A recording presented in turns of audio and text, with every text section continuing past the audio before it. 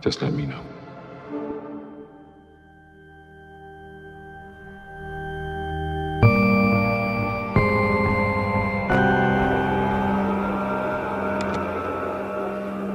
Right about here, in Dallas, Texas, American President John F. Kennedy was assassinated on November 22, 1963. The accused assassin was a man named Lee Harvey Oswald. After being held in custody for less than 2 days, Oswald himself would meet a violent end. According to a subsequent investigation, Oswald had fired 3 rounds from the Texas School Book Depository. Police recovered 3 shell casings and a bolt-action rifle from the 6th floor of the building. But the shooting of Oswald sparked immediate suspicions of conspiracy. Suspicions that persist to this day and have driven most Americans to reject the government's conclusion that Oswald acted alone. The arguments for and against conspiracy take many shapes and forms. Far too many, in fact, to do them all justice in a single video. Instead, in this video, I want to zoom in and focus on a very narrow slice of this case. Specifically, the events surrounding the Texas School Book Depository. What exactly happened inside this building from where the shots that killed the president are believed to have been fired.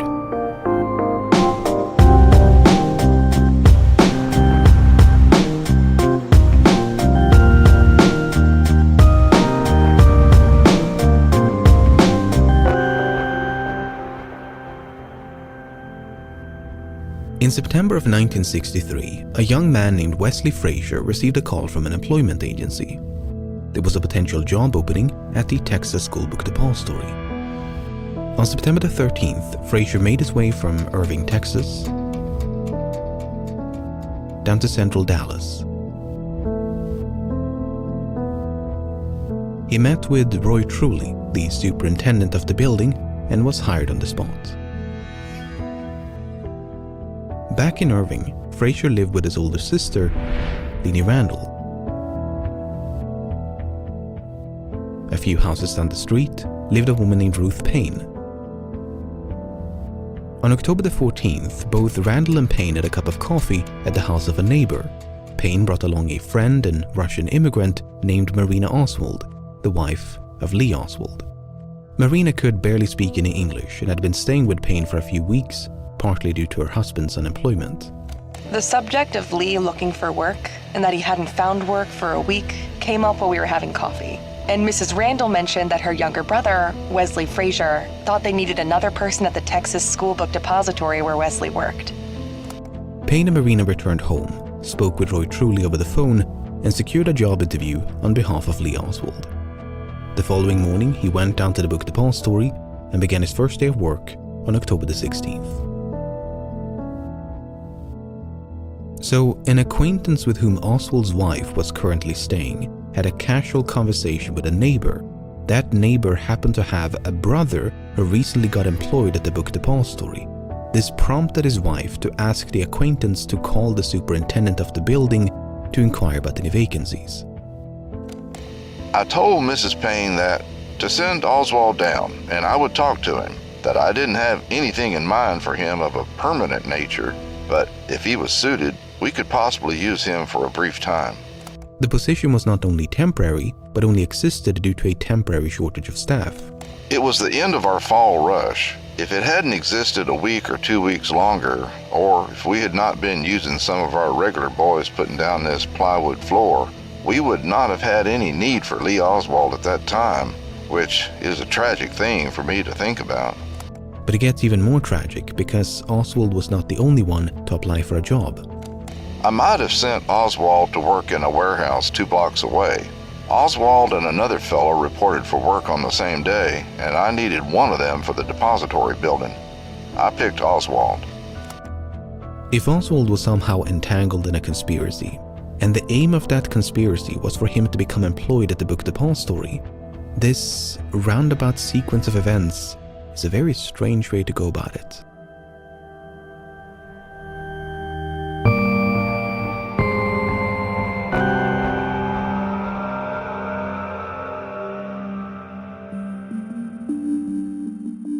As the name implies, the Texas School Book Depository was in the business of selling books. For $1.25 an hour, Oswald's job was to prepare the books for shipping. He did so by filling out forms and transporting cartons of books between the upper floors and the first. The building had 3 elevators, 2 staircases, and was 7 stories tall. In the northwest corner, 1 stairway and 2 freight elevators provided access to all 7 floors. A small passenger elevator near the front entrance stopped at level 4, while stories 1 and 2 were connected by a second flight of stairs. Lacking a driver's license, Oswald relied on Wesley Frazier to carpool between Irving and Dallas every Friday evening and Monday morning. He spent workdays at a rooming house in Dallas while spending the weekends with his wife and daughters in Irving. But on Thursday morning, November the 21st, the day before the assassination, Oswald decided to deviate from this routine. I was standing there on the first floor getting the orders in, and Lee said, "Could I ride home with you this afternoon?" And I said, "Sure, like I told you. You can go home with me anytime you want to. Like I say, anytime you want to go see your wife, that is all right with me." Lee had never gone home in the middle of the week before, so I asked him why, and he stated that he was going home to get some curtain rods for his apartment. I asked if he was going home on Friday as well, and he said no. Frazier drove Oswald back to Irving, where he arrived unannounced at the household of Ruth Payne. Both Payne and Marina were surprised to see Oswald on a Thursday. They assumed he'd come to make amends with Marina due to an argument they had had a few days before. Did your husband give any reason for coming home on Thursday? He said that he was lonely because he hadn't come the preceding weekend and he wanted to make his peace with me. Was anything said about curtain rods or his taking curtain rods to town the following day? No, I didn't have any. He didn't say anything like that? No. The next day, Oswald said goodbye to his wife and left the Payne residence about 7:15. Atop a dresser in the bedroom, he left behind his wedding ring. Oswald was next seen walking down the street by Lenny Randall, carrying a package. He was soon joined by Frazier, and the two of them took a seat in his car to begin their commute. When you got in the car, did you say anything to Oswald, or did he say anything to you? I noticed there was a package lying on the back seat. I didn't pay too much attention, and I said, "What's the package, Lee?" And he said, "Curtain rods." And I said, "Oh yes, you told me you were going to bring some today." Not only was Oswald carrying a large package, but he'd forgotten to bring a lunch bag. When he rode with me, I say he always brought lunch, except that one day on November 22nd. He didn't bring his lunch that day. Right when I got in the car, I asked him where was his lunch, and he said he was going to buy his lunch that day. They arrived in Dallas a few minutes before 8 o'clock. Typically, they would walk together from the parking lot to the book depository. But on this particular Friday, Oswald grabbed his curtain rods and rushed ahead into the building.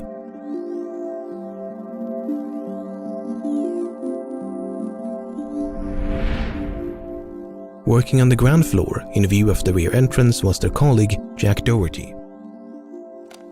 Did you see Oswald come to work that morning? Yes, when he first came into the door. Did he have anything in his hands or arms? Well, not that I could see of. Frazier and Doherty are the only 2 people known to have seen Oswald entering the building. Frazier says he was carrying a package. Doherty says he was not. Contradictions like this one will become a recurring theme throughout the rest of this video. We'll take a closer look at the missing curtain rods in a later chapter, but for now, let's stay with Oswald.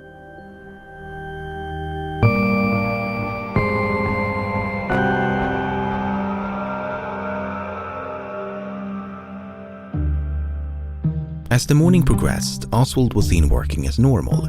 Roy Truly described him as an above-average worker who mostly kept himself. In fact, he was a bit of a mystery to his colleagues. On the way back and forth between Irving and Dallas, did you talk very much to each other? No, sir, not very much. He was one of these types that just didn't talk. I was acquainted with Lee Oswald during the time he was employed at the book depository, but I never did get to know him well.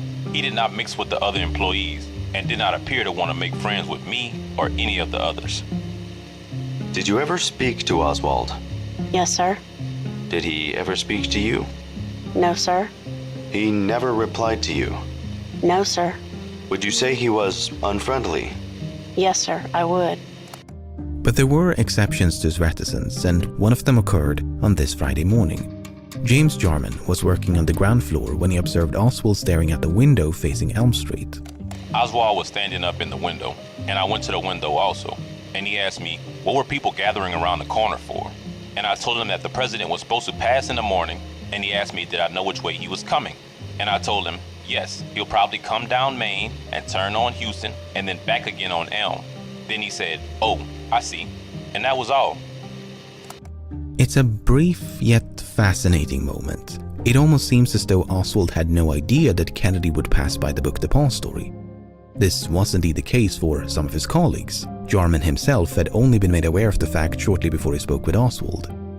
There's no doubt that Oswald knew the president was coming to Dallas, but whether he knew the route of the motorcade is much more difficult to prove.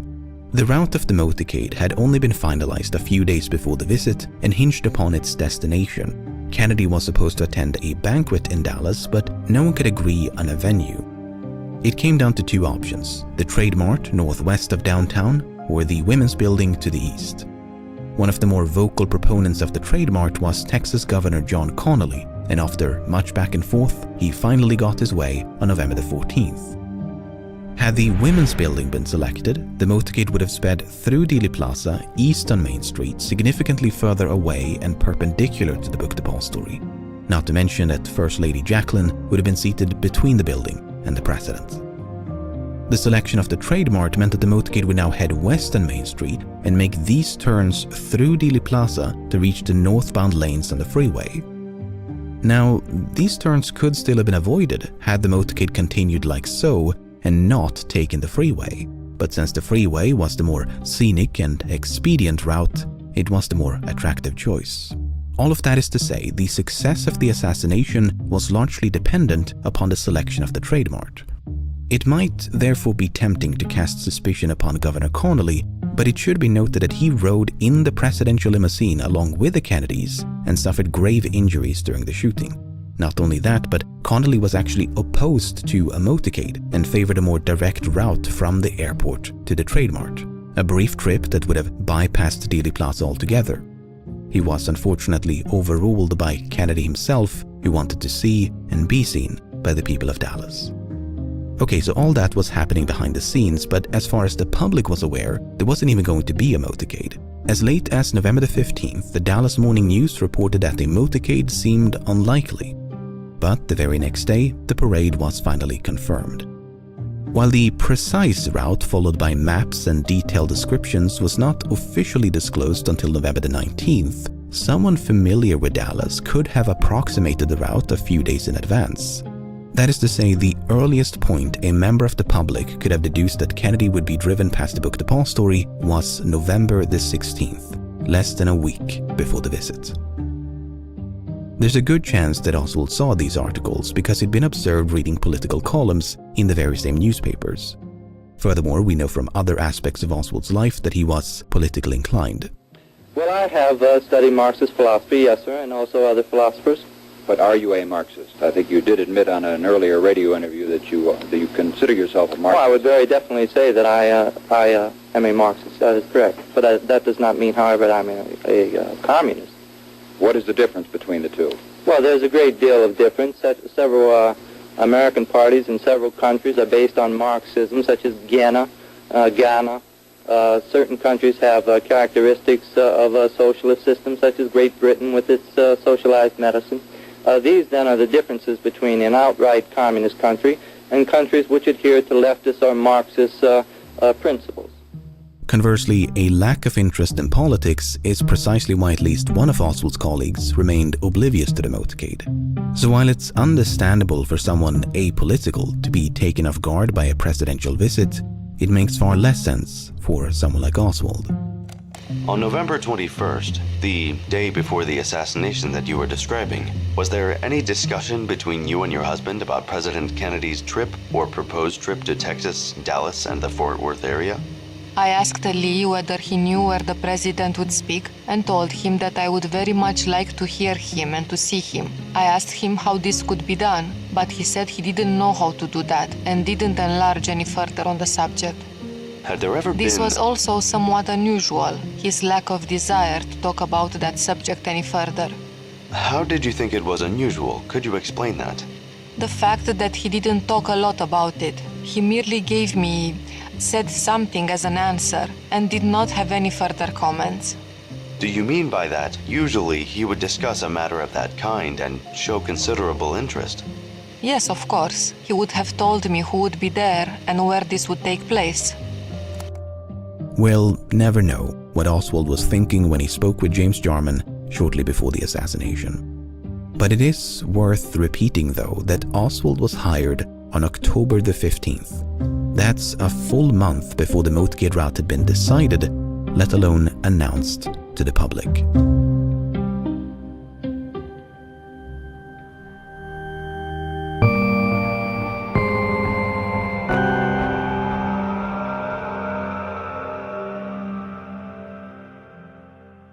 On the morning of November the 22nd, a handful of employees had been assigned to install a new plywood floor on the 6th floor of the book depository.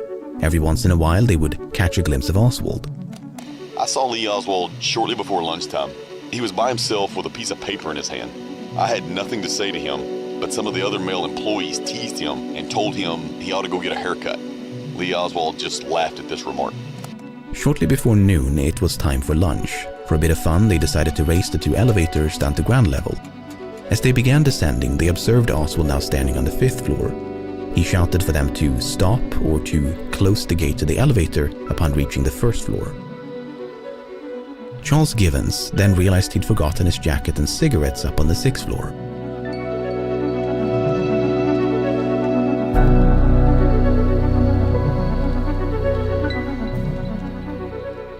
About to return to ground level, Givens spotted Oswald approaching.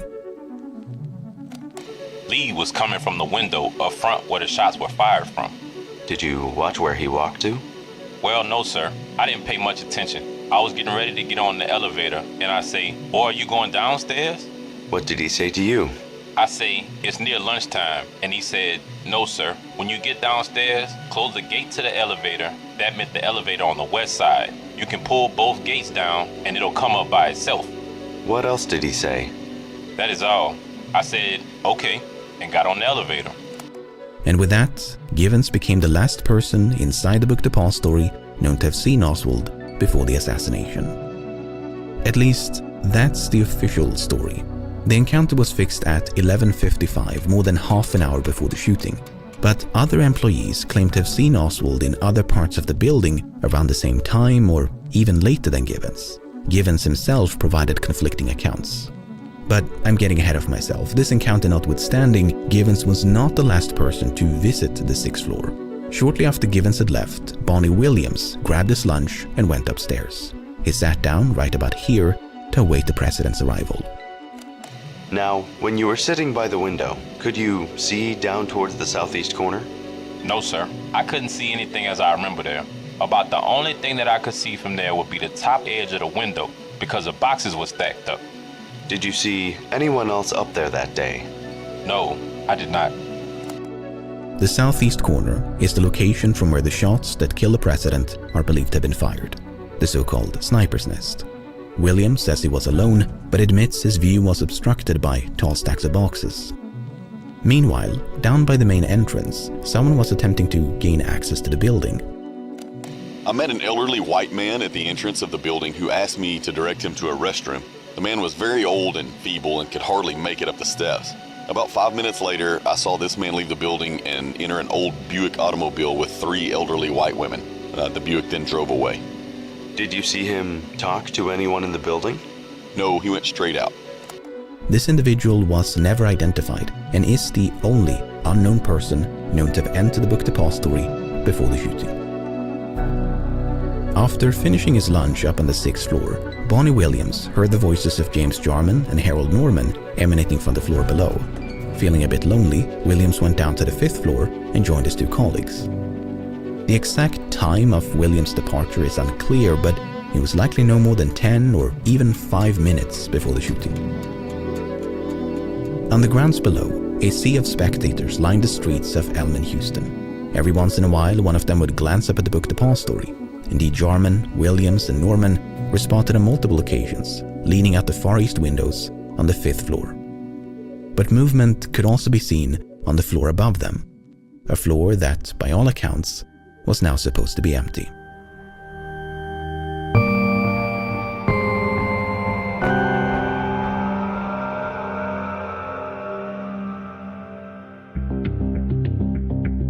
Awaiting the motorcade by the east curb of Houston was a young, newlywed couple named Arnold and Barbara Rowland. Some 15 minutes before the shooting, Arnold spotted a white man in the westernmost window on the 6th floor of the book depository.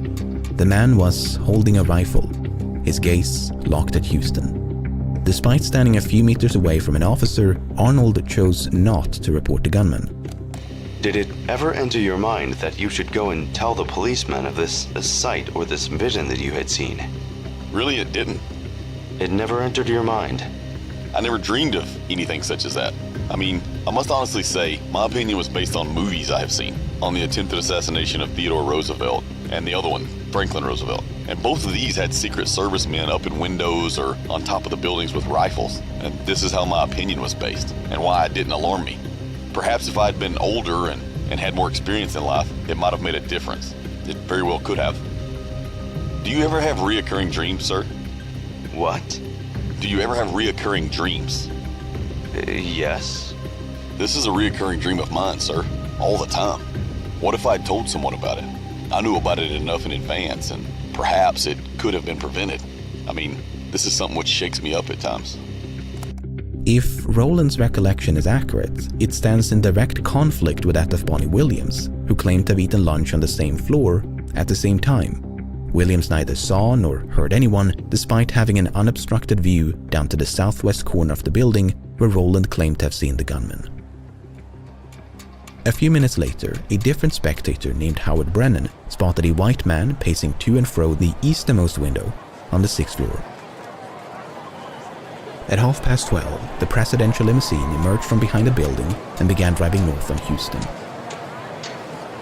As the car made a sharp left turn at Elm, a high school student named Amos Ewens glanced up at the book depository and caught sight of a protruding metal rod.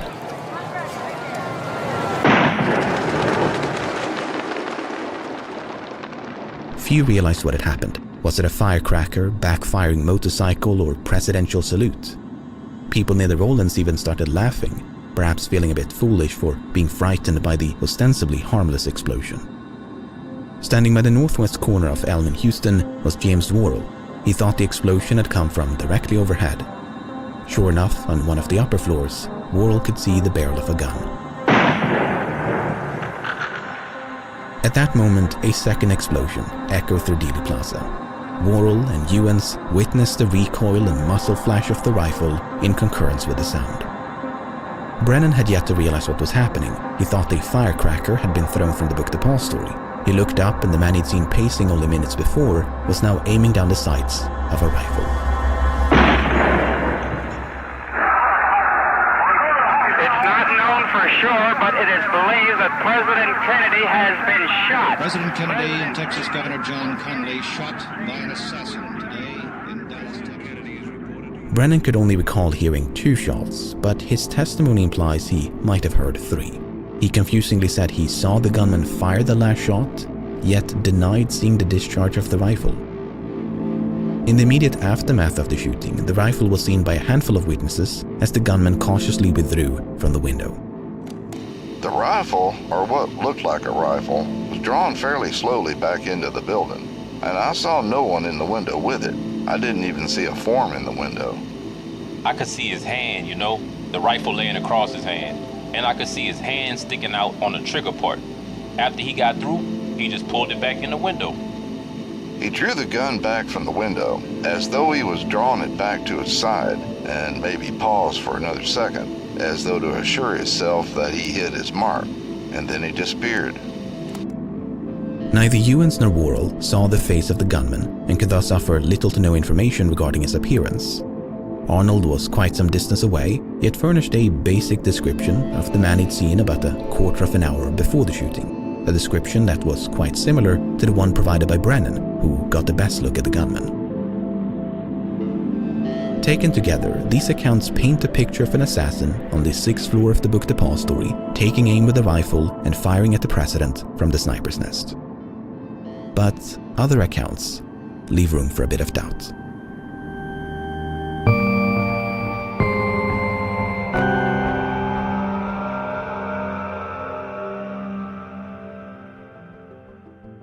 As previously mentioned, Arnold Roland spotted a white man with a rifle in the westernmost window on the 6th floor about 12:15. But as late as 5 minutes before the shooting, Arnold observed an elderly black man leaning out the easternmost window on the same floor. He might have confused the 6th floor with the 5th, where James Jarman, Bonnie Williams, and Harold Norman did indeed lean out the windows. In fact, they were the only black employees known to have watched the motorcade from a floor above the 1st.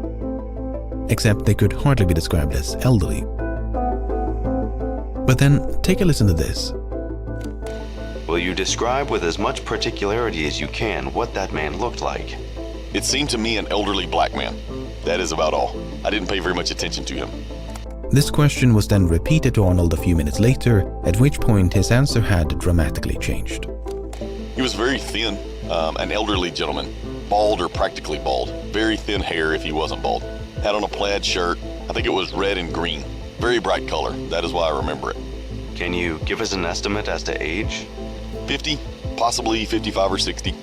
Can you give us an estimate as to height? 5'8", 5'10", in that neighborhood. He was very slender, very thin. Can you give us a more definite description as to complexion? Very dark or fairly dark. Not real dark compared to some black men, but fairly dark. Seemed like his face was either, I can't recall detail, but it was either very wrinkled or marked in some way.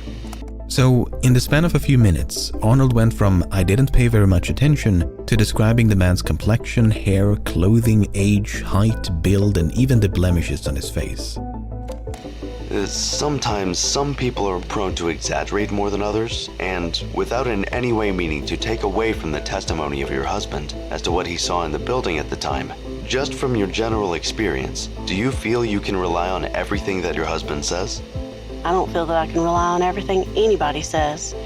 Well, this is really an unfair question for me to ask any wife about her husband, and I am not asking it very correctly, At times, my husband is prone to exaggerate. Does that answer it? I think it does. Is there anything else you want to add to that, or not? Usually, his exaggerations are not concerned with anything other than himself. They're usually to boost his ego. They usually say that he is really smarter than he is, or he's a better salesman than he is, something like that. As leading as that line of questioning was, Barbara was not alone in doubting her husband's credibility. Officials at 2 separate high schools attended by Arnold explicitly warned authorities not to trust everything he says. He was characterized as someone who would not hesitate to fabricate a story and not tell the truth regarding any matter. Indeed, Roland lied or exaggerated on multiple occasions when he testified. Another witness who claimed to have seen a gunman in the book depository was Carolyn Walter. Shortly before the arrival of the motorcade, Walter had seen a man with blonde or light brown hair in one of these windows on the 4th or 5th floor. She explicitly ruled out the 6th. It should be noted, however, that during the shooting, this window was closed with the blinds down, while this one, as you already know, was occupied by Bonnie Williams and Harold Norman. In any case, the light-haired man seen by Walter was holding a machine gun, and standing beside him was another man wearing a brown suit. Much like Arnold Roland, Walter assumed the gunman was a presidential guard and refrained from telling the police. In fact, there's no evidence she told anyone of what she'd seen, not even the colleague with whom she watched the motorcade. In Walter's defense, 2 other witnesses recalled seeing a man with light or light brown hair on the 5th or 6th floor, except they never saw a weapon nor an accomplice. Disagreements regarding the floors were at least in part due to the ground floor lacking visible windows. How do you know it was the 6th floor rather than the 5th floor? I went with the FBI and I showed them the window, and I didn't count the bottom floor. You mean the first time you gave a statement, you didn't count the bottom floor? That's right. Another source of confusion was the distinct visual difference between the 7th floor and the ones below. When you first glance at the building, you're thrown off a little as to the floors because there's a ridge.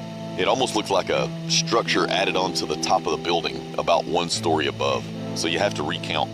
Not only that, but multiple witnesses described the 6th floor as the 2nd floor from the top. But in the chaos that ensued, it seems the tail end of that sentence was not always recorded.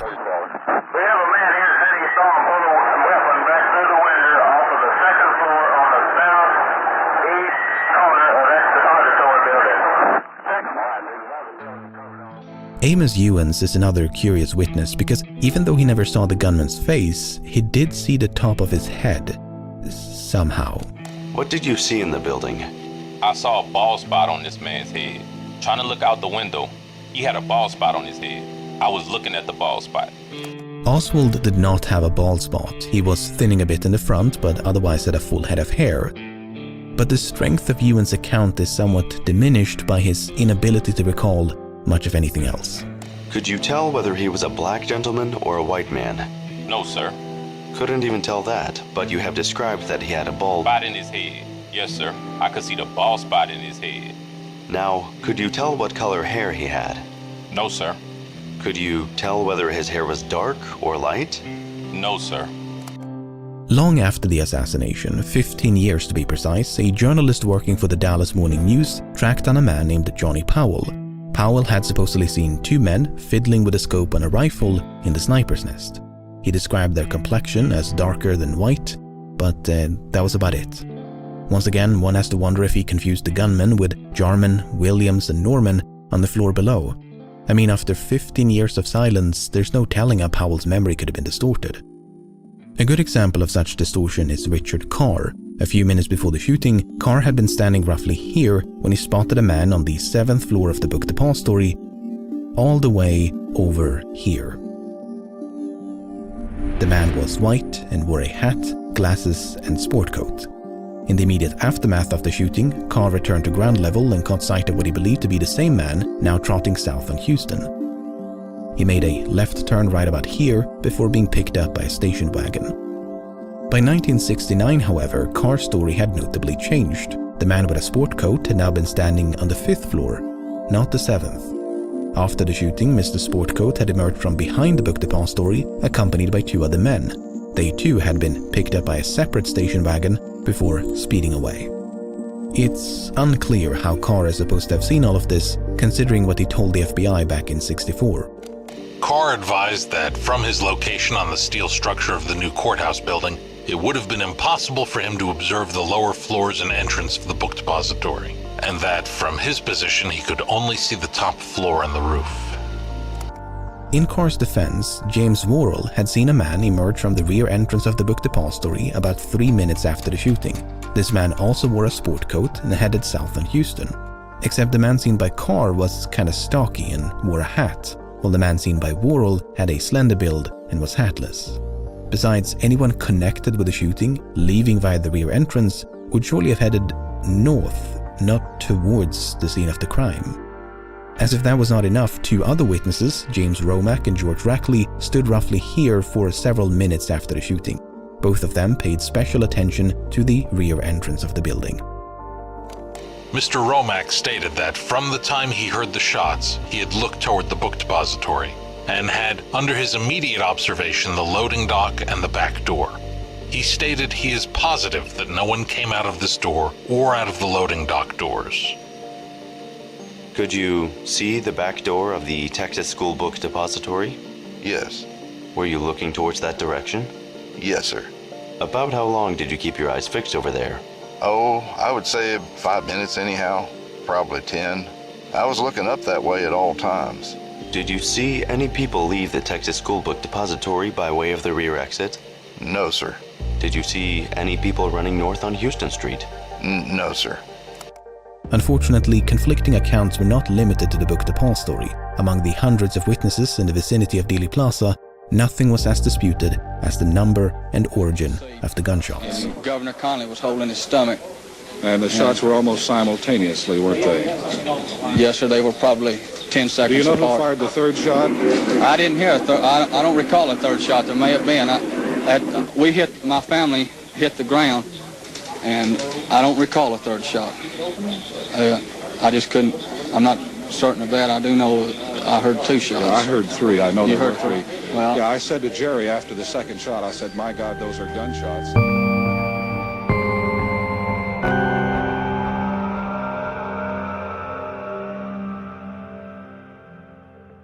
No one knows exactly how many spectators were in or near Dealey Plaza at the time of the assassination. Well over 200 were at some point questioned by a combination of authorities, journalists, and others. Attempts have been made to consolidate the various accounts, and it's clear from all such attempts that the majority of witnesses heard 3 shots. What's a bit less clear is the source of the explosions. The gunman was either placed in the vicinity of the book depository, marked here in red, or an area west of the building, marked in green, known as the grassy knoll. But as you can see from these pie charts, the assessment of earwitness testimony is highly susceptible to bias. It's a surprisingly subjective exercise that can lead to widely different results. Nevertheless, there were a substantial number of witnesses who pointed to the grassy knoll located roughly here, and many of them were scattered throughout the plaza. To give you some examples, August Campbell was standing near the front entrance of the book depository, yet believed the shots had come from the grassy knoll. Meanwhile, Marilyn Sitzman was standing on the grassy knoll, yet believed the shots had come from the book depository.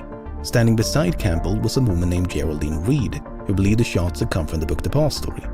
Standing by the curb in front of Sitzman was William Newman, who believed the shots had come from the grassy knoll. One might therefore conclude that there must have been two assassins, one in the book depository and one on the grassy knoll.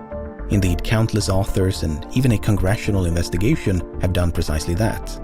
Now, the scope of this video is not nearly exhaustive enough for me to attempt any conclusions regarding a second gunman, but I do want to leave you with this. You might have seen these unlabeled blue slices before.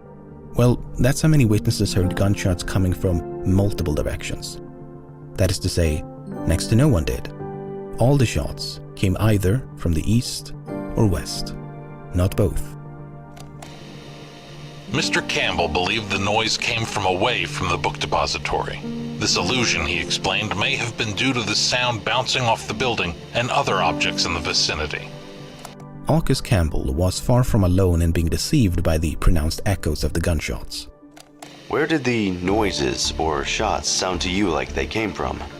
It was hard to tell because they had an echo, you know. There was actually 2 explosions with each one. There was the shot and then the echo from it, so it was hard to tell. There was too much reverberation. There was an echo which gave me a sound all over. In other words, that square is it had a sound all over.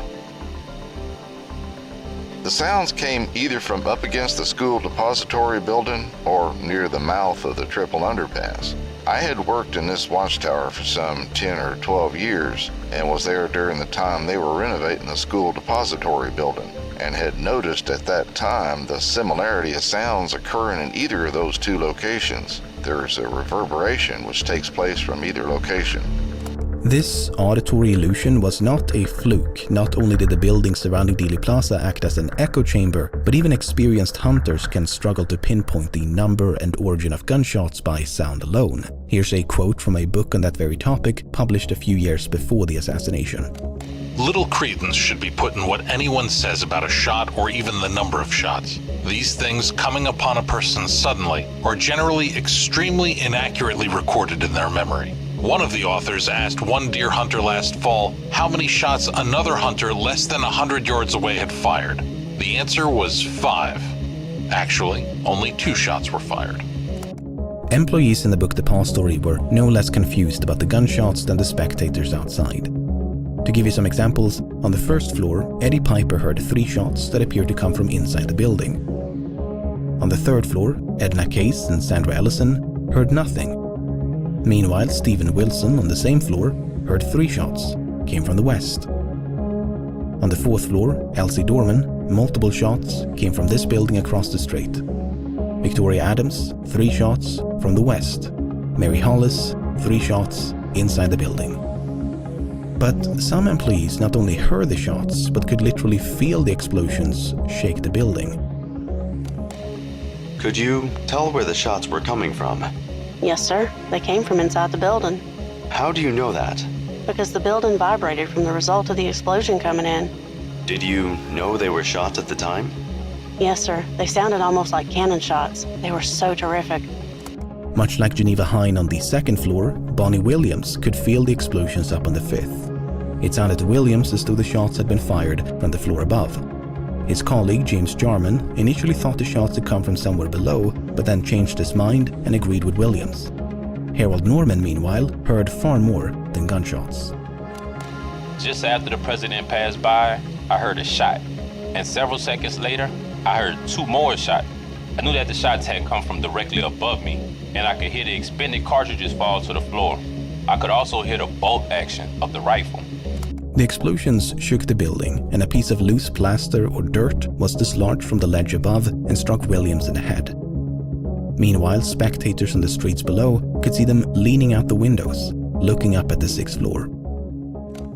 I just looked straight up ahead of me, which would have been looking at the school book depository, and I noticed 2 black men in a window, straining to see directly above them, and my eyes followed right up to the window above them, and I saw the rifle, or what looked like a rifle. Frightened and somewhat entranced by the pandemonium outside, the 3 men remained on the 5th floor for several minutes. Meanwhile, the apparent assassin upstairs was now in a race against time. Did you hear anything upstairs at all? No, sir. I didn't hear anything. Any footsteps? No, sir. Probably. The reason we didn't hear anything is because, after the shots, we were running too, and that was making a louder noise. Why didn't you go up to the 6th floor?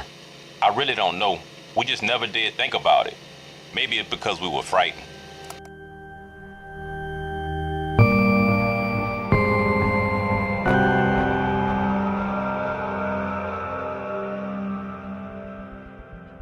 When the shooting began, motorcycle policeman Marion Baker had just made a right turn from Main Street to Houston.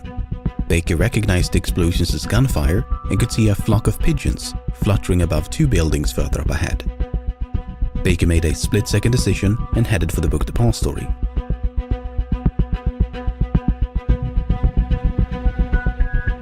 Once inside, he was greeted by Roy Truly. Truly directed Baker to the elevators, but neither was available. He pressed the button while shouting up the elevator shaft for someone upstairs to close the gate. No response. Instead, they began running up the stairs.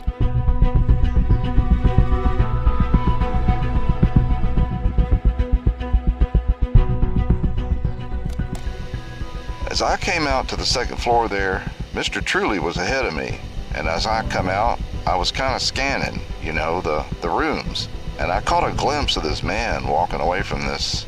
I happened to see him through this window in this door. I don't know how come I saw him, but I had a glimpse of him coming down there. Where was he coming from, do you know? No, sir. All I seen of him was a glimpse of him go away from me. What did you do? I hollered at him at that time and said, "Come here." He turned and walked right straight back to me. What did you say to him? I didn't get anything out of him. Mr. Truly had come up to my side here, and I turned to Mr. Truly and I says, "Do you know this man? Does he work here?" And he said, "Yes." And I turned immediately and went on out up the stairs. The man whom Baker and Truly encountered in the 2nd floor lunchroom was none other than Lee Harvey Oswald.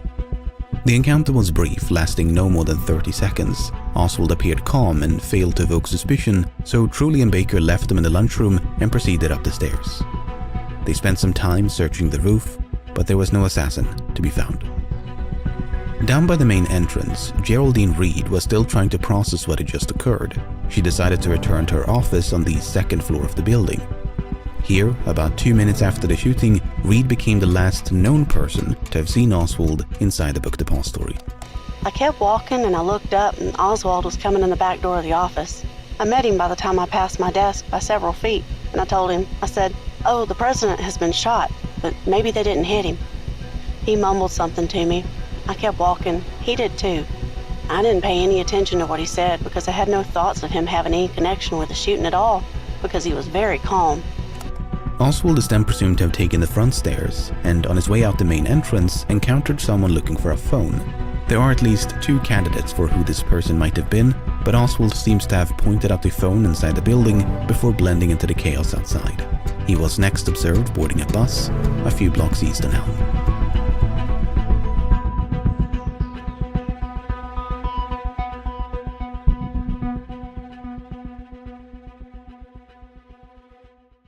Nearly 4 months after the assassination, Truly and Baker participated in a crude reconstruction of the shooting to time their movements. The experiment was repeated twice. On the first attempt, it took them 1 minute and 30 seconds to reach the 2nd floor lunchroom. Then, 1 minute and 15 seconds. These time trials were primarily conducted to determine whether Oswald could have fired the shots from the 6th floor and still made it down to the 2nd in time for his encounter with Truly and Baker. After all, if there wasn't enough time, Oswald could not have been the assassin. A bunch of different routes were tested, and while Oswald could theoretically have taken one of the elevators or even the fire escape, in practice there wasn't enough time. You do not think the assassin used any of the elevators at any time to get from the 6th to the 2nd floor? You mean after the shooting? No, sir. He just could not, because those elevators, I saw myself, were both on the 5th floor. They were both even. The only other means of descent was the stairway. A stand-in for the gunman trotted down from the 6th floor to the 2nd in 1 minute and 18 seconds. Then, at a slightly faster pace, in 1 minute and 14 seconds. There was just enough time. It's therefore possible that Oswald stopped on the 2nd floor, perhaps upon hearing Truly shouting up the elevator shaft, and attempted to hide in the lunchroom mere seconds ahead of Truly and Baker's arrival. But it's not quite that simple, because Oswald was not the only person using the stairway to escape the building.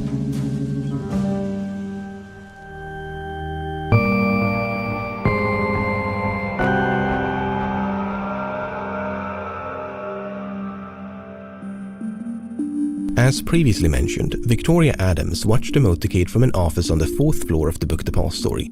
Within 30 seconds of the shooting, Adams ran down the stairs to the 1st floor along with her colleague, Sandra Stiles. When you got to the bottom of the 1st floor, did you see anyone there as you entered the 1st floor from the stairway? Yes, sir. Who did you see? Mr. William Shelley and Billy Lovelady. Now, what did you do after you encountered Mr. Shelley and Mr. Lovelady? I said I believed the president was shot. Do you remember what they said? Nothing. Then what did you do? I proceeded out to the Houston Street dock.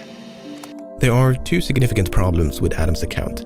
The first being that she and Stiles supposedly left the 4th floor within 30 seconds of the shooting and then ran down the stairs to the 1st. This would place them in approximate sync with Oswald, descending from the 6th floor to the 2nd. Now, as you were running down the stairs, did you encounter anyone?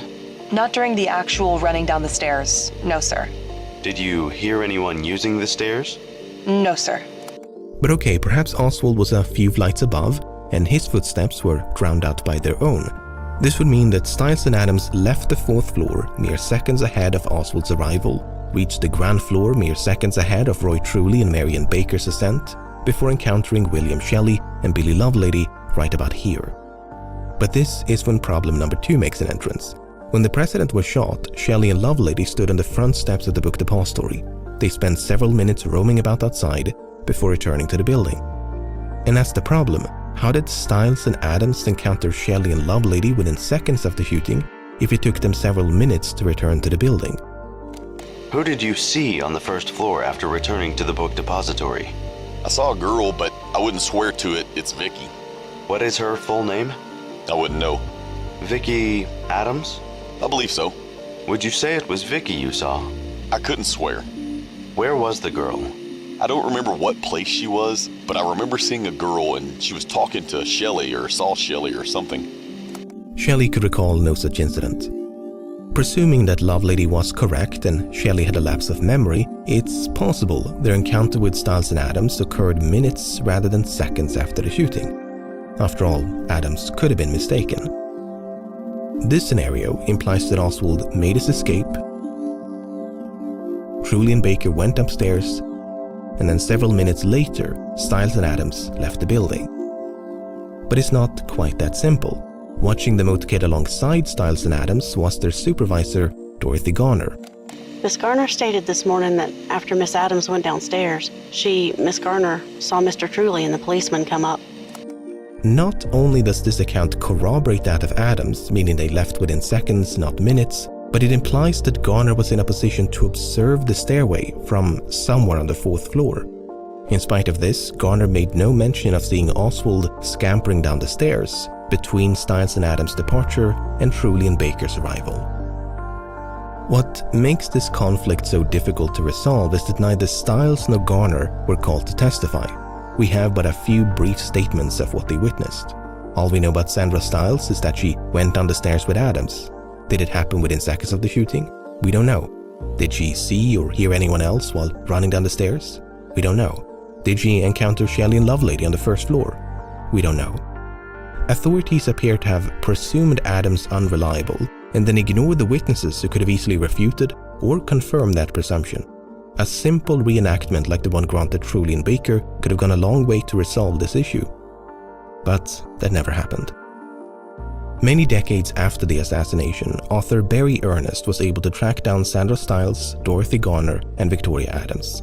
Stiles confirmed that she and Adams left the window within seconds of the shooting, but she doesn't explicitly say they left the 4th floor within seconds. In any case, as they moved quickly down the stairs, she heard no footfall apart from their own. Garner confirmed she never witnessed the descent of Oswald, despite seeing Truly and Baker heading upstairs. Adams went a bit further and accused investigators of tampering with their testimony. I'm beginning to wonder if the Shelley and Lovelady encounter was inserted into my testimony later. I remember saying to a fairly big black man inside the building, right near the loading dock, right after I got down the stairs, that I thought the president may have been shot. Sandra Stiles apparently told Ernest something similar. A few people were milling around on the first floor. One was a black man. Shelley and Lovelady were definitely not on the first floor when we got there. The only black employees who could have possibly made it to the rear stairway in time were Carl Jones, Roy Lewis, Eddie Piper, and Troy West. What you see here are their approximate positions at the time of the shooting, but during the seconds and minutes that followed, only Piper is known to have paid any attention to the stairs in the back. As soon as the shooting began, Piper crossed the first floor to get a better view of a clock. He remained in roughly this location until he observed Truly and Baker running up the stairs. Had anybody come down the steps before Truly and Baker went up the steps? No, sir. Did Vicky Adams come down before Truly and Baker went up the steps? No, sir. No, sir. She didn't do it. Remember James Romack and George Rackley?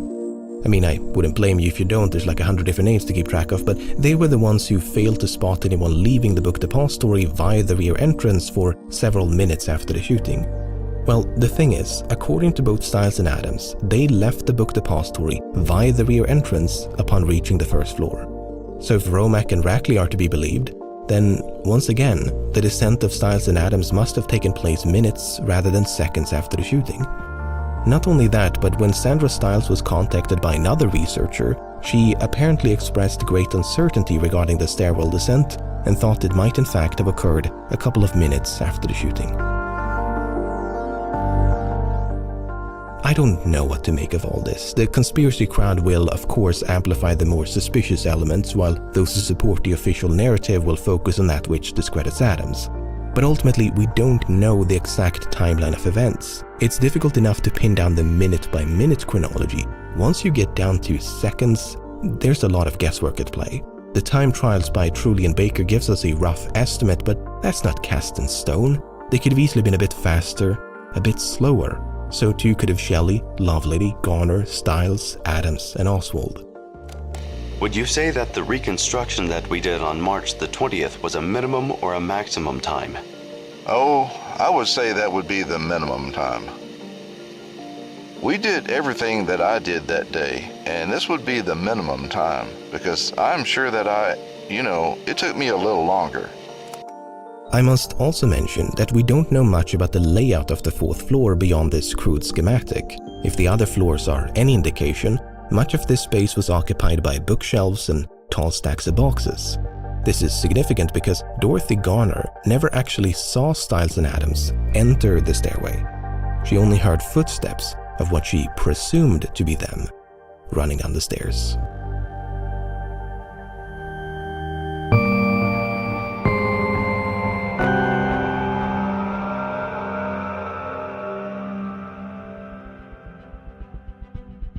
Following a quick sweep of the roof, Roy Truly and Marion Baker returned to the ground floor of the book depository. What did you do when you got back to the first floor, or what did you see? When I got back to the first floor, at first I didn't see anything except officers running around, reporters in the place. There was a regular madhouse. Had they sealed off the building yet, do you know? I am sure they had. Then what? Then, in a few minutes, it could have been moments or minutes at a time like that, I noticed some of my boys were over in the west corner of the shipping department, and there were several officers over there taking their names and addresses and so forth. I noticed that Lee Oswald was not among these boys. Oswald was not the only absentee, but he was the only one whom truly knew for a fact had left the building after the shooting. Meanwhile, on the 6th floor, a stack of boxes in the southeast corner attracted the attention of Deputy Luke Mooney. I went straight across to the southeast corner of the building, and I saw these high boxes, and the minute I squeezed between these two stacks of boxes, I had to turn myself sideways to get in there. That is when I saw the expended shells, and the boxes that were stacked up looked to be a rest for the weapon. 2 windows west of the sniper's nest, authorities found a bottle of Dr. Pepper and some chicken bones, leftovers from the lunch eaten by Bonnie Williams shortly before the assassination. But according to some officers, including Mooney, remains of a similar meal were also found in the sniper's nest. Does this photograph show any place where you saw the chicken bone? If I recall correctly, the chicken bone could have been laying on this box, or it might have been laying on this box right here. There was one of them partially eaten, and there was a little small paper poke. By poke, you mean a paper sack? Right. The assassin could just maybe take one step and lay it over there if he was the one that put it there. In spite of this, no such items were ever photographed. Apart from the sack of chicken bones found here, there are no records of leftovers being recovered from anywhere else near the sniper's nest. Now, did you see a chicken bone over near the boxes in the southeast corner? I don't believe there was one there. You didn't see any. One witness, a deputy sheriff named Luke Mooney, said he found a piece of chicken partly eaten on top of one of the boxes. Did you see anything like that? No. Was anything like that called to your attention? I can't recall anything like that. But it wasn't just the chicken bones. There were similar disagreements regarding the 3 cartridge cases. According to Mooney, Dallas Police Captain William Fritz tampered with the evidence. Are those the empty shells you found? Yes, sir. Now, will you take this marker and encircle the shells? All right. They were turned over to Captain Fritz? Yes, sir. He was the first officer that picked him up, as far as I know, because I stood there and watched him go over and pick them up and look at them. Is this the position of the cartridges, as shown in this photograph, as you saw them?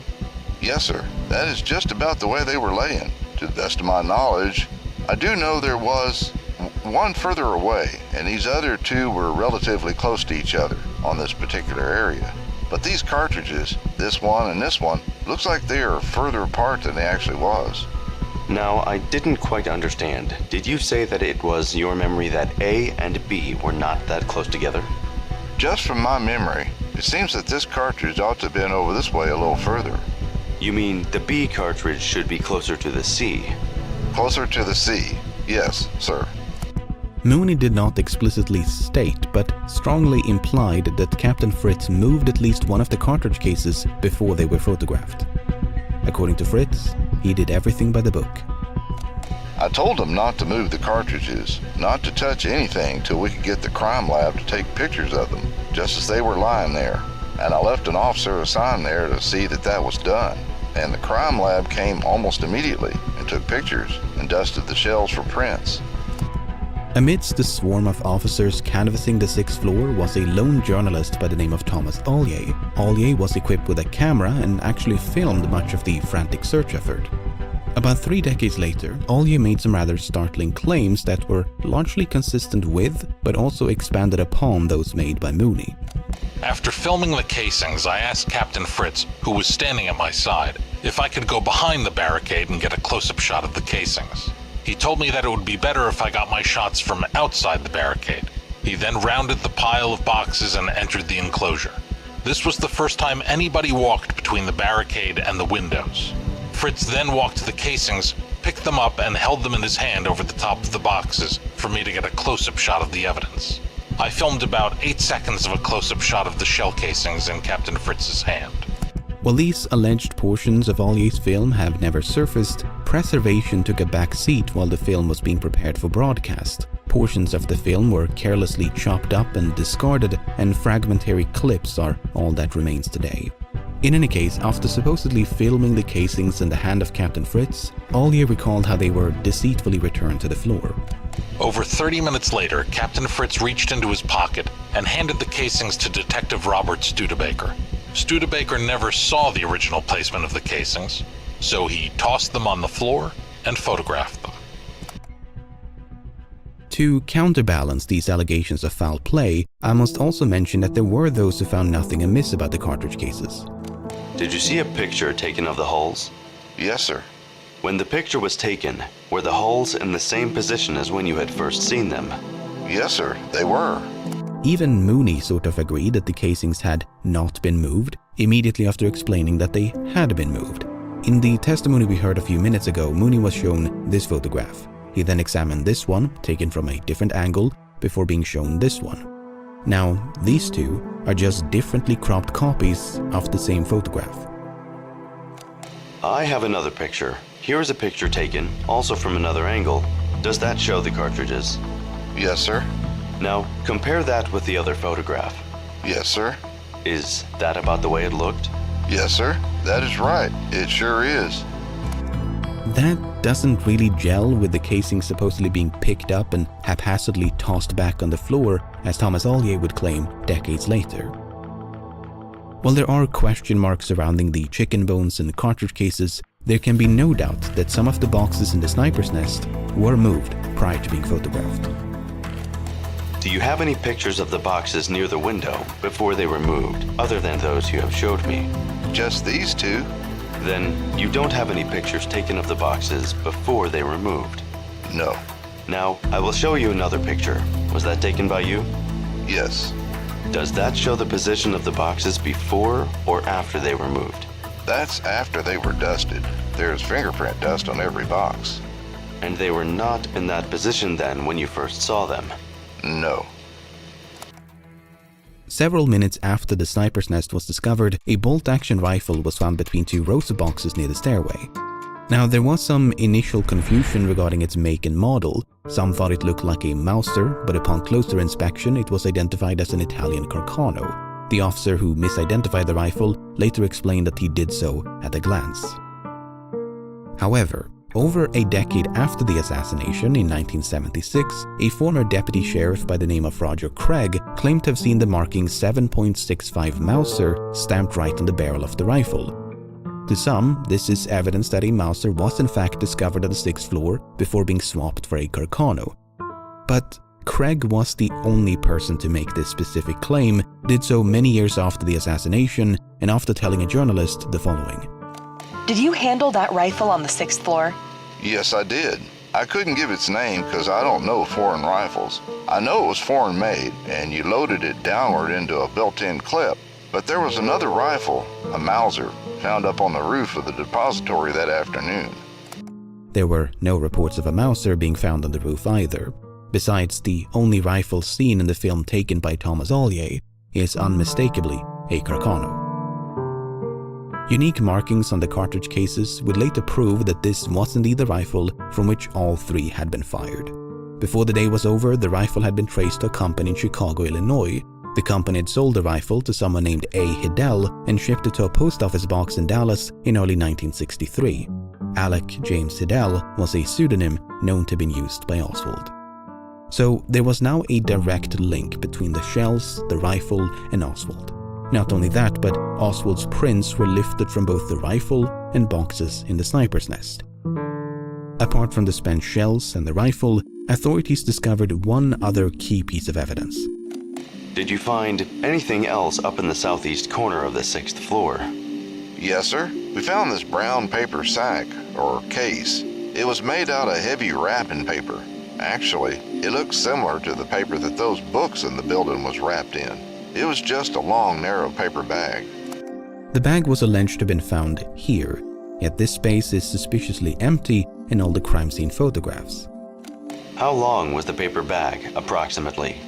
I don't know. I picked it up and dusted it for prints, and they took it down there and sent it to Washington. And that's the last I'd seen of it, and I don't know. Did you take a picture of it before you picked it up? No. Does that sack show in any of the pictures you took? No, it doesn't show in any of the pictures. Detective Robert Studebaker, who had been working as a forensic assistant for less than 2 months, neglected to explain why he never photographed the bag. In Studebaker's defense, no one was on the lookout for a brown paper bag. Assassin, sure, rifle, casings, absolutely, but some debris in a dark-lit corner of the room? It wasn't until the bag was picked up and inspected that its significance became apparent. Do you remember anything about what the sack looked like? Well, it was assumed at the time that it was the sack that the rifle was wrapped up in when it was brought into the building, and it appeared that it could have been used for that. Now, as you may recall, Wesley Frazier drove Oswald back to Irving on November the 21st to pick up some curtain rods. The following morning, Oswald was seen carrying a package by both Frazier and his sister, Linnie Randall. According to Frazier, Oswald told him the package contained curtain rods which he then brought back to Dallas. But you may also recall that Jack Doherty denied seeing such a package. Did you see Oswald come to work that morning? Yes, when he first came into the door. Did he have anything in his hands or arms? Well, not that I could see of. The thing is, Doherty was not a reliable witness. When questioned by the FBI and Secret Service, he appeared very confused about times and places. He required assistance from his father due to considerable difficulty in coordinating his mental faculties with his speech. While Doherty denied having such issues, his testimony is nonetheless riddled with contradictions. Wait a minute, did you go to lunch? Well, I went back downstairs to eat lunch. Yes, sir. What time? Oh, it was 12 o'clock. Wait a minute, did you hear the shots before or after your lunch? Before I ate my lunch. You heard shots before you ate your lunch? Let's see. Yes, I believe I did. Now, did you hear a shot either before or after lunch? It was before lunch. It was before lunch. You think it was before lunch you heard the shot? I believe it was. Yes, sir. While Doherty insisted that Oswald had nothing in his hands when he arrived at work, it turned out that this certitude was based on nothing but a glance. Now, is that a very definite impression that you saw Oswald that morning when he came to work? Well, it's like this. I'll try to explain it to you this way. You see, I was sitting on the wrapping table, and when he came in the door, I just caught him out of the corner of my eye. Given that Frazier had eyes on Oswald for several minutes, the weight of evidence suggests he carried a package to work on the morning of November the 22nd. A far more contentious question is whether the package carried by Oswald was the same as the brown paper bag discovered on the 6th floor. According to both Randall and Frazier, the only two witnesses known to have seen the package, the answer was a definite no. Now, was the length of the package any similar to the bag? Anywhere near similar? Well, it wasn't that long. I mean, it was folded down at the top, as I told you. It definitely wasn't that long. I told the FBI that as far as the length of the bag, I told them that was entirely too long. Their main source of contention was that the package carried by Oswald was shorter than the brown paper bag. The bag was just long enough to store the rifle in its disassembled state, so if the package carried by Oswald was much shorter, then it could not have contained the rifle. Except Randall saw it briefly at a distance through a window, while Frazier never paid it much attention. Did it look to you as if there was something heavy in the package? Well, I'll be frank with you, I didn't pay much attention to the package. In fact, the length of the package seemed about as certain to Frazier as his lack of attention to it. I didn't pay much attention. I didn't pay too much attention. I didn't pay any attention to it. I didn't pay much attention to the package. I didn't look at the package very much. Like I say, I didn't pay that much attention to it. I didn't pay too much attention to how he carried the package at all. The tape and paper with which the brown paper bag had been constructed matched the tape and paper used to wrap books for shipping on the first floor of the book depository. Not only that, but a fingerprint and palm print matching that of Oswald were also found on the bag. In spite of all this, some authors refused to accept that the brown paper bag and the package carried by Oswald were one and the same. Instead, the argument tends to be that the bag was fabricated by authorities in an effort to frame Oswald. But you then have to square that against no curtain rods being found inside the book depository, Oswald already having curtains in his rented room in Dallas, him failing to obtain permission from his landlady to redecorate, him supposedly being in such urgent need of curtain rods that he just had to return to Irving on Thursday instead of waiting just one more day, him neglecting to mention anything about curtain rods to his wife and Ruth Payne upon his arrival, and that's despite the fact that Payne actually had some spare curtain rods in her garage.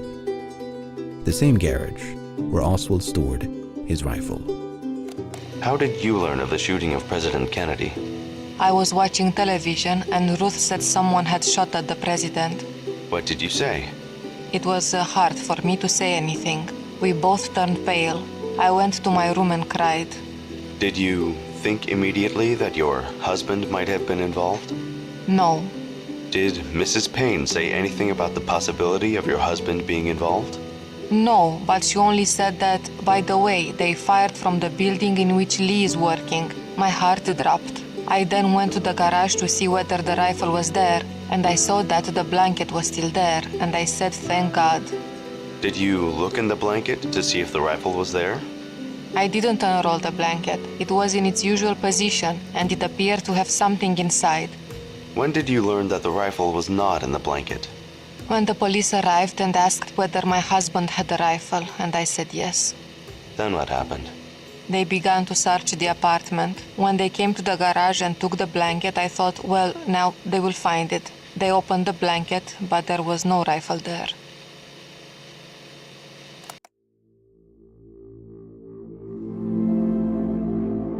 Around the time of the rifle's discovery on the 6th floor of the book depository, Captain William Fritz was appraised of Oswald's absence.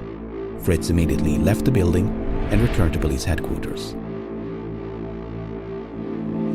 We were standing in the hallway when Captain Fritz walked in. He walked up to my colleagues and made the statement to them, "Go get a search warrant and pick up a man named Lee Oswald." And I asked the captain why he wanted him, and he said, well, he was employed down at the book depository and he had not been present for a roll call of employees.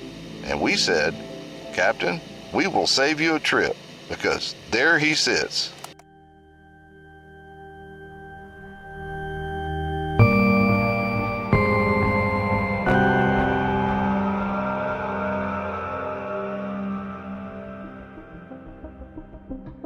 After escaping the book depository, Oswald boarded a bus right about here. But the assassination ground traffic to a halt, so Oswald soon left the bus and hailed a cab. After returning to his rooming house in Oak Cliff, a neighborhood in southwestern Dallas, Oswald changed his clothes, grabbed a gun, and left in a hurry. 78. You are in the Oak Cliff area, are you not? The line's been made. You will be at large for emergency comes in. Police patrolman J.D. Tippett encountered Oswald some 45 minutes after the shooting, a bit further south, right about here. As soon as Tippett stepped out of the vehicle, Oswald drew his gun and fired 4 shots in rapid succession. Hello, police operator. Go ahead, it says news. Hello, we've had a shooting out here. Where is it at? Between Marsalis and Buckley. It's a police officer. Somebody shot him. What's this? 404 10th Street.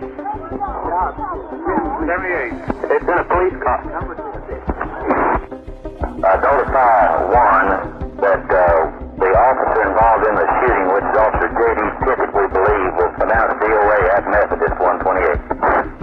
Well, any indication that it has any connection with this other shooting? Well, the descriptions on the suspects are similar. It is possible. Oswald was then caught sneaking into a nearby movie theater without purchasing a ticket. We have information that a suspect just went in the Texas Theater on West Jefferson. Simple. A large contingent of officers descended upon the theater. They surrounded the building, switched on the lights, and approached the suspect. Flanked by officers, Oswald drew a gun and a brief scuffle ensued. But this time he was quickly subdued, handcuffed, and taken to police headquarters back in downtown Dallas. Over the next 2 days, between his arrest and untimely death, Lee Harvey Oswald was interrogated by members of the Dallas Police, FBI, Secret Service, among others. None of it was recorded. Did you have any tape recorders? No, sir. I don't have a tape recorder. We need one. If we had one at this time, we could have handled these conversations far better. The Dallas Police Department doesn't have one. No, sir. I have requested one several times, but so far, they haven't gotten me one. So, no one knows exactly what was said inside this room. Instead, we have to settle for the cliff notes, and of especial interest to us is Oswald's alibi. These people have given me a hearing without legal representation or anything. Did you shoot the president? I didn't shoot anybody, no, sir. You just heard Oswald, who said he did not shoot anybody. Oswald vehemently denied any involvement in the assassination. Instead, he claimed to have eaten lunch with two co-workers on the first floor of the book depository. One of them was a black co-worker whose name Oswald could not recall. The other was James Jarman. Were you with anybody when you were walking around on the first floor finishing your sandwich? No, I wasn't. I was trying to get through so I could get out on the street. Did you see Lee Oswald? No, I didn't. After his arrest, he stated to a police officer that he had had lunch with you. Did you have lunch with him? No, sir, I didn't. But according to another interrogator, Oswald's claim was not to have eaten lunch with Jarman and this unnamed co-worker, but merely that he saw them pass through the lunchroom while he was eating. Oswald stated that he had eaten lunch in the lunchroom at the Texas School Book Depository alone, but recalled possibly two black employees walking through the room during this period. He stated possibly one of these employees was called Junior and the other was a short individual whose name he could not recall, but whom he would be able to recognize. So according to this version of events, Oswald's alibi was that he possibly saw two co-workers, one whose name he could not recall, enter and traverse the lunchroom, together or separately, during an unspecified period of time. Whether Oswald claimed to have eaten lunch with or in proximity of his colleagues, it makes no difference because neither alibi could be substantiated. Instead, James Jarman had last seen Oswald taking an elevator upstairs sometime between 11:30 and 12 o'clock. William Shelley and Eddie Piper had last seen Oswald roaming about the first floor around noon, at which time Oswald had told Piper that he was either going out or going up to eat lunch. Then there's the account of Charles Givens. You may recall that Givens is officially recognized as the last person inside the book depository known to have seen Oswald before the assassination. Their encounter was fixed at 11:55 and is supposed to have taken place on the 6th floor. But prior to relating this version of events, Givens had reportedly told the FBI that he saw Oswald on the first floor at 11:50, a statement which he later denied ever making. Either way, Oswald being on the first floor at noon does absolutely nothing to prevent him from being on the 6th, half an hour later. Unless Carolyn Arnold is to be believed.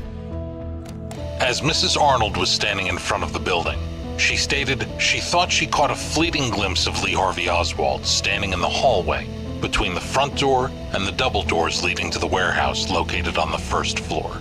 She could not be sure that this was Oswald, but she said she felt it was and believed the time to be a few minutes before 12:15 p.m. So that would be about here. In a subsequent statement, Arnold claimed to have gone outside as late as 12:25, thereby pushing the time of her potential ground floor sighting of Oswald as close as 5 minutes before the shooting. Putting aside the fact that her observation was described as a fleeting glimpse and that she could not be certain of the man's identity, Arnold herself will later deny it ever happened. That is completely foreign to me. It would have forced me to have been turning back around to the building when, in fact, I was trying to watch the parade. Why would I be looking back inside the building? That doesn't make any sense to me. Instead, Arnold claimed that this encounter had actually taken place in the second floor lunchroom. I do not recall that Oswald was doing anything. I just recall that he was sitting there in one of the booth seats on the right-hand side of the room as you go in. He was alone, as usual, and appeared to be having lunch. I did not speak to him, but I recognized him clearly. The problem with both of these accounts is that none of her colleagues reported anything remotely similar. Whether it was the first or second floor, Oswald was apparently invisible to everyone but Arnold. Besides, it took Arnold 15 years to relate her revised version of events. Not ideal for such a time-sensitive issue. That being said, depending on what conspiracy theory you're willing to entertain, there are ways to interpret what Oswald told his interrogators so that it aligns with either one of Arnold's accounts. Take this one for instance. Oswald stated he was present for work at the book depository on the morning of November the 22nd and at noon went to lunch. He went to the second floor to get a Coca-Cola and returned to the first floor to eat lunch. Then he went outside to watch the presidential parade. This claim is interesting because in the early days of the assassination, it appeared to be supported by photographic evidence. But this figure was quickly identified as Billy Lovelady, a man who bore such a close resemblance to Oswald that when footage of Oswald first appeared on television, Lovelady's stepchildren thought it was him. Now, speaking only for myself here, really? Am I missing something here? Because they're not exactly doppelgangers, right? Anyway, in recent years, another such figure, this time with even fewer pixels to work with, has once again been the subject of debate. Because this much of a person can't be positively identified, some believe it, therefore, must be Oswald. On the other hand, Oswald explicitly denied watching the motorcade when he spoke with another interrogator, not to mention that his presence outside went completely unnoticed by all those who did watch the motorcade. Now, there's one final account of Oswald's supposed alibi that stands out from the rest. It stands out because it really skirts the line of self-incrimination. When asked as to his whereabouts at the time of the shooting, Oswald stated that when lunchtime came and he didn't say which floor he was on, he said one of the black employees invited him to eat lunch with him, and he stated, "You go on down and send the elevator back up and I will join you in a few minutes." Before he could finish whatever he was doing, he stated the commotion surrounding the assassination took place. And when he went downstairs, a policeman questioned him as to his identification, and his boss stated that he is one of our employees, whereupon the policeman had him step aside momentarily. Following this, he simply walked out the front door of the building. If this is an accurate recollection of what Oswald said, he placed himself on a floor above the second at the time of the shooting. While he neglected to mention which floor, he described a conversation between himself and an unnamed black co-worker, which sounds remarkably similar to the one described by Charles Givens. This would mean that Oswald, seemingly by accident, placed himself on the 6th floor during the shooting. After that horribly confusing mishmash of stories, what have we learned? Well, Oswald appears to have contradicted himself by offering multiple alibis. It's also possible that what he said was misunderstood or otherwise misrepresented by the interrogation participants. As mentioned at the beginning of all this, we don't actually know what Oswald said. This is all based on second-hand accounts related days, weeks, or even months after the assassination. But the main takeaway has to be the lack of corroboration. With the exception of Carolyn Arnold, a highly unreliable witness, no one laid eyes on Oswald between roughly noon and the shooting. At least, no one inside the book depository.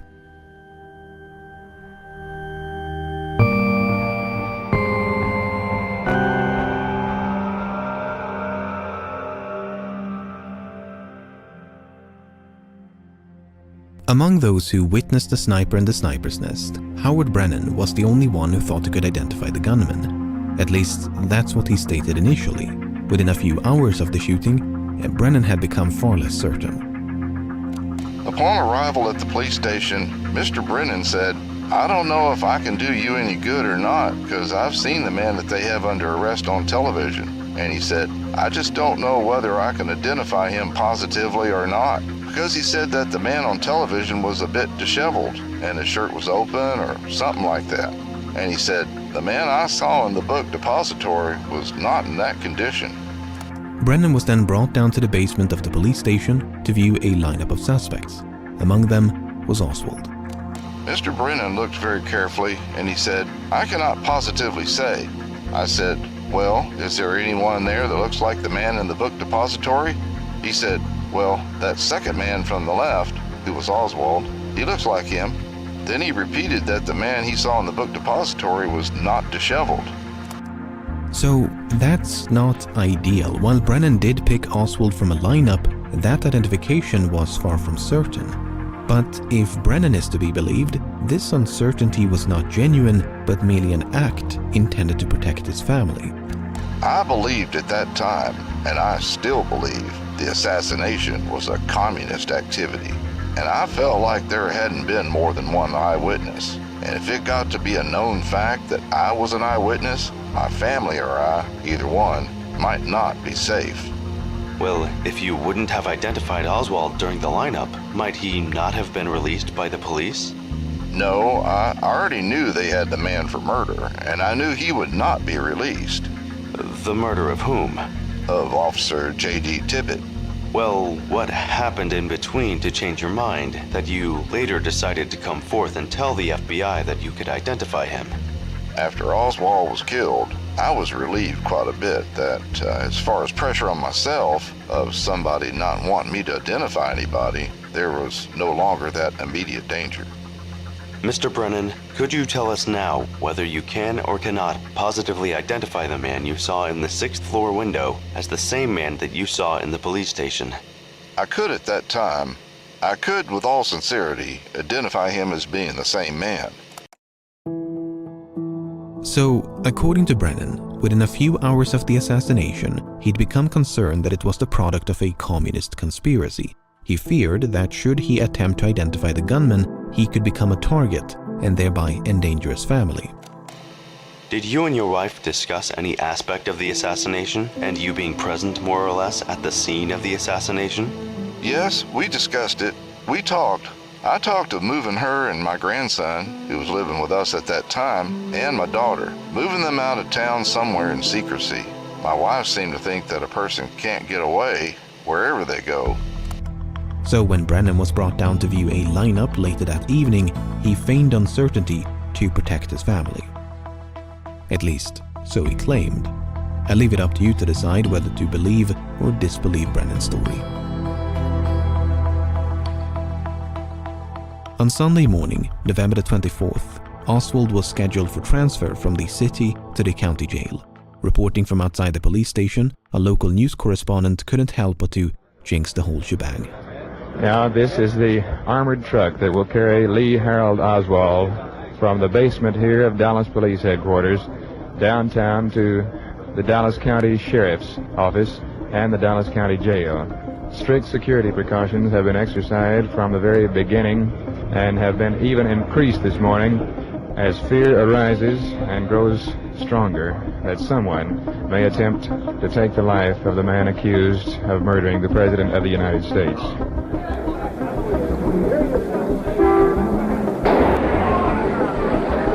He's been shot. He's been shot. Lee Oswald has been shot. The doctors at Parkland Hospital said that the single shot could scarcely have done more damage to a body than that shot did to Lee Harvey Oswald. It penetrated his spleen, his pancreas, the aorta, the kidney, and the liver.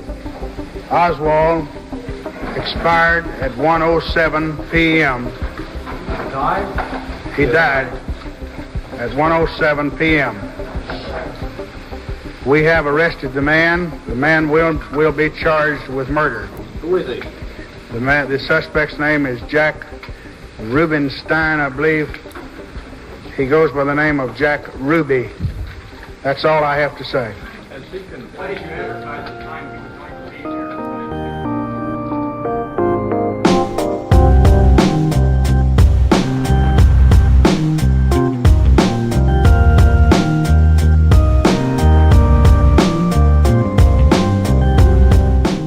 Throughout this video, we've encountered witnesses who not only contradicted each other, but also themselves.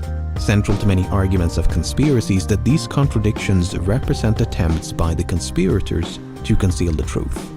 To give you an example, Charles Givens initially claimed to have seen Oswald on the first floor at 11:50.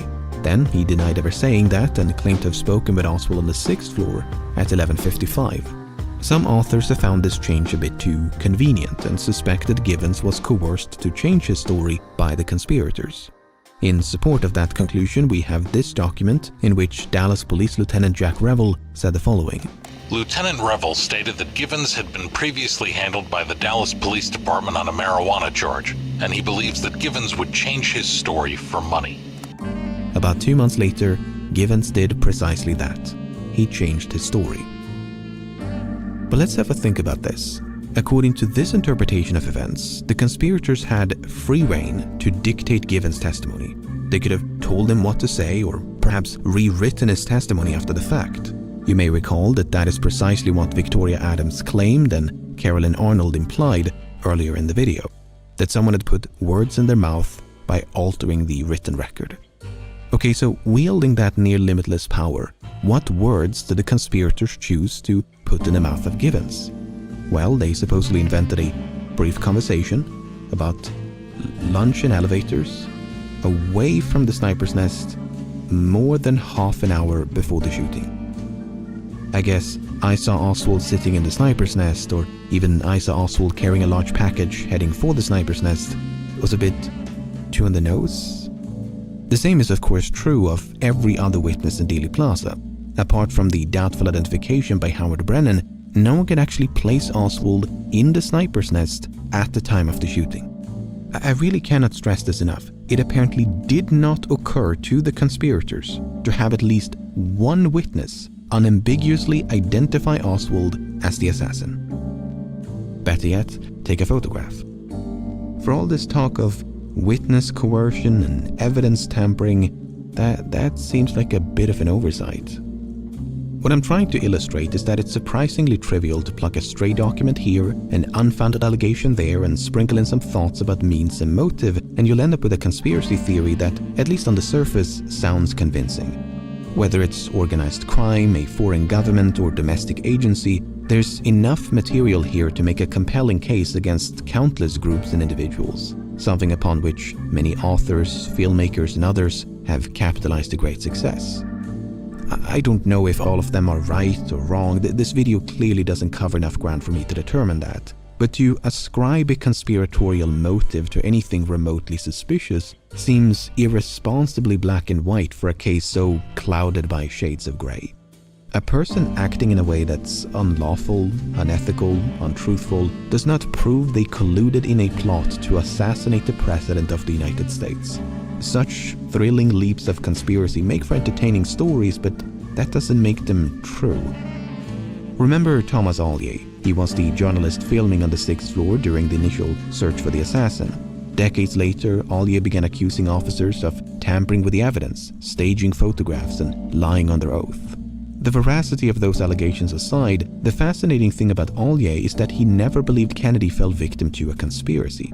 Ollier had a refreshingly nuanced take on the assassination by recognizing that evidence of corruption is not the same as evidence of conspiracy.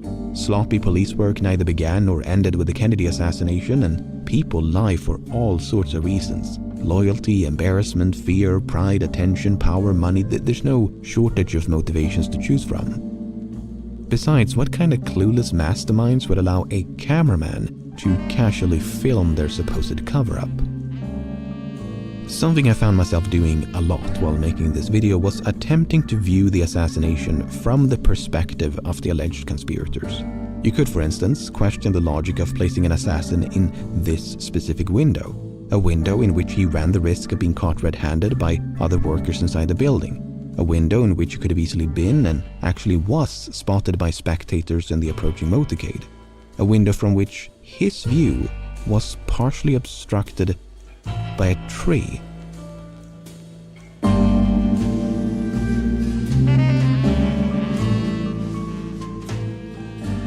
You can also question the logic of using a sniper to shoot at a moving target in the first place, especially when that person had a tendency to stand still in very exposed public places. If Oswald acted alone and the assassination was a crime of opportunity, these less than ideal choices start to make a lot more sense. He found himself at the right place at the right time, had mere days to prepare, and used the only building to which he had access. But for a group of conspirators to handicap their own assassination plot requires a bit more ingenuity to explain. He was a patsy, he was supposed to get caught, there were multiple assassins, you know the drill. But there's so much of that in this case. So much had to go just right for a conspiracy and the subsequent cover-up to succeed. From the roundabout process by which Oswald was hired at the book depository to the selection of the motorcade route. From Oswald's narrow escape and subsequent arrest to him being given multiple chances to speak with the press. From the supposed tampering, suppression, and planting of evidence to dozens of expert witnesses being successfully fooled or coaxed to lie under oath. Not only would a plan as complex and prolonged as this one have been difficult to predict with countless points of failure, but it seems, and excuse my language here, a bit overkill. Yes, Kennedy was the President of the United States, but he was not exactly difficult to access. He was rather famous for abandoning his Secret Service detail and wandering off into crowds. In fact, that's precisely what he did on multiple occasions during this very trip. Now decided to shake hands with one or two more people, but this is the moment where the Secret Service has its point of tension. They say, when the President stops moving, that's when we're concerned, because that is when the possibility of trouble comes to the forefront. This was one of those impromptu moments for which President Kennedy is so well known. So many times you have heard that the Secret Service men suddenly find themselves without the president, that suddenly he has left them and stepped into the crowd and decided to shake hands and give his personal greetings. You could say perhaps that this is more the norm now than the unexpected, because it has been done so many times. As this news correspondent was alluding to just a few minutes before the actual shooting, all it takes is one person with a gun at point-blank range. Not unlike the shooting of Oswald. Think about that the next time you watch a documentary or read one of the thousands of books implicating members of the Secret Service, FBI, CIA, Dallas Police Department, politicians, lawyers, doctors, investigators, witnesses, and so forth. Think about how all these alleged co-conspirators did not have to be a part of any of this.